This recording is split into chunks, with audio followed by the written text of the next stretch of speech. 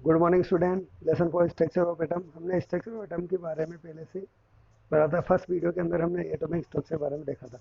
Atomic structure के बारे में मैंने आपको बताया था कि इसमें ज़्यादातर एटॉमिक स्ट्रक्चर गोल होती है। इसके अंदर मटेरियल होते हैं, तीन प्रकार के बेसिक पार्टिकल पाए जाते हैं, इलेक्ट्रॉन, प्रोटॉन, न्यूट्रॉन। और इसके बारे में सबसे पहले महर्षि कर्नाड ने बताया था।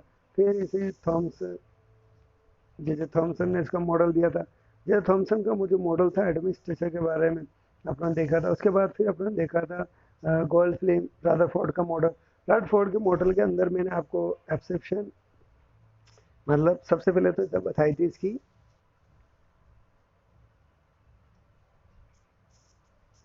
रदरफोर्ड मॉडल के बारे में मैंने आपको बताया था इसकी ऑब्जर्वेशन, मतलब इन्होंने क्या देखा, है ना। ऑब्जर्वेशन आई थी पहले अपने। ऑब्जर्वेशन में इन्होंने क्या किया था, गोल्ड फिल्म एक्सपेरिमेंट।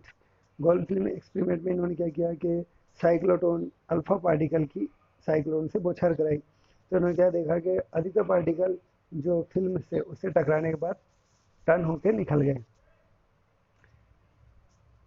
थोड़े पार्टिकल इसके बीच में से होके निकले थ्रो, और एक पार्टिकल ऐसा था, 20 लाख में से एक पार्टिकल ऐसा था जो रिटर्न 180 डिग्री पर रिटर्न हो गया। इनसे इन्होंने कंक्लूजन निकाले, निष्कर्ष निकाले। क्या निकाला? सबसे पहले इन्होंने कंक्लूजन निकाला कि most part of the alpha particle pass through. इन्होंने 3 एक्टिविटीज थी इनकी।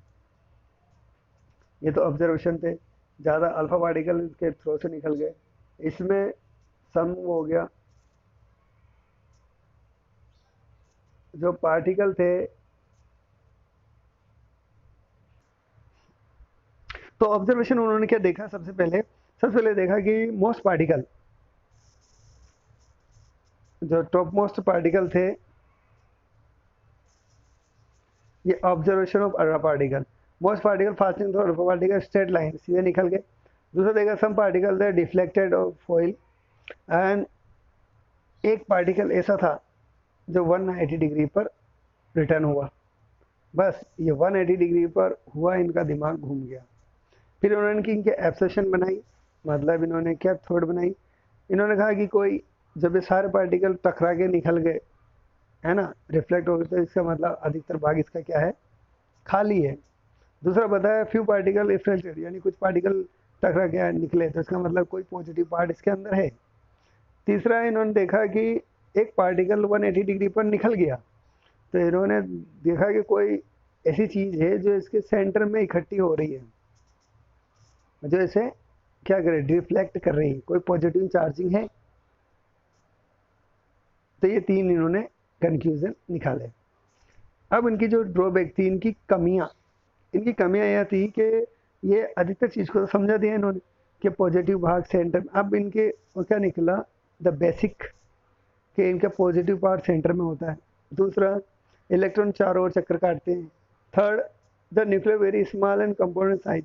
जो न्यूक्लियस होता है वो छोटा मात्रा में छोटा होता है, साइज में छोटा होता है। मैंने आपको एक चीज़ पहले बताई कि नहीं बताई, वो अपने जो एटॉमिक होता है, एटम होता है, इसकी साइज होती है 10⁻⁻10 मीटर की कोटि का, सॉरी 10⁻⁻10 एंगस्ट्रॉन की कोटि का होता है। और जो एटम की रेडियस होती है, एटम की जो रेडियस होती है वो होती है 10⁻⁻15 अंगस्ट्रॉन की होती है। मतलब इतनी छोटी होती है रेडियस, और छोटी होती है। तो इन्होंने क्या कहा कि जो इनसाइड अंदर होता है वो क्या होता है, पॉजिटिव पार्ट होता है। कौन बोल रहा है? रदरफोर्ड बोल रहे हैं कि जो इसमें पूरा जो पॉजिटिव चार्ज होता है वो इसके सेंटर में है। दूसरी बात बोली कि इलेक्ट्रॉन इसके चारों घूमते रहते हैं, ठीक है। और जो न्यूक्लियस होते हैं वेरी स्मॉल चार्ज होते हैं, बहुत न्यूक्लियस होते हैं, बहुत चार्ज होते हैं। ये चीज़ तो अब इनकी जो कमियां थी, ड्रॉबैक की, कि ये जब इलेक्ट्रॉन चक्कर काट रहा है तो वो इलेक्ट्रॉन गिरा क्यों नहीं, वो ये चीज़ को समझा नहीं पाए। दूसरा, उसे एनर्जी कहाँ से मिल रही है, तो ये इनकी कमियां रही। फिर आया कौन, बोहर मॉडल।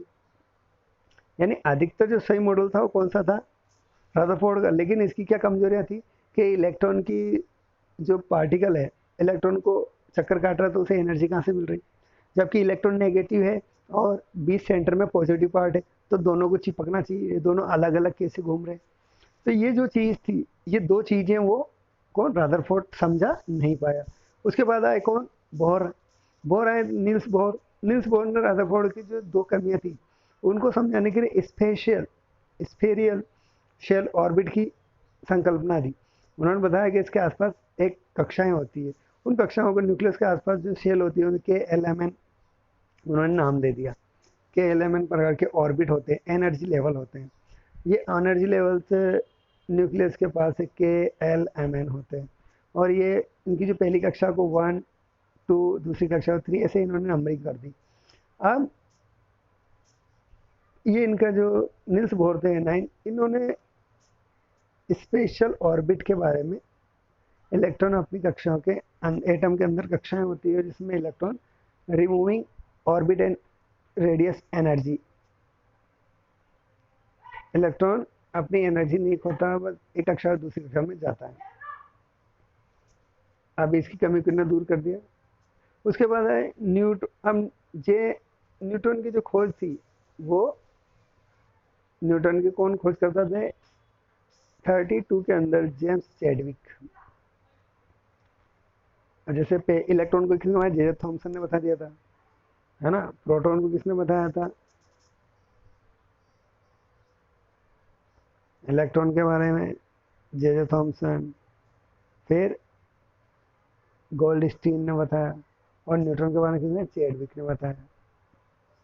अब ये यहाँ तो हो गया। अब इलेक्ट्रॉन डिस्टलाइजेशन डिफरेंट ऑर्बिट, अब ये तो इन्होंने कह दिया कि क्लास होती है, अब उसको एक्सप्लेन भी करना होता है ना, तो उन्होंने क्या किया, एक अपना मॉडल दिया।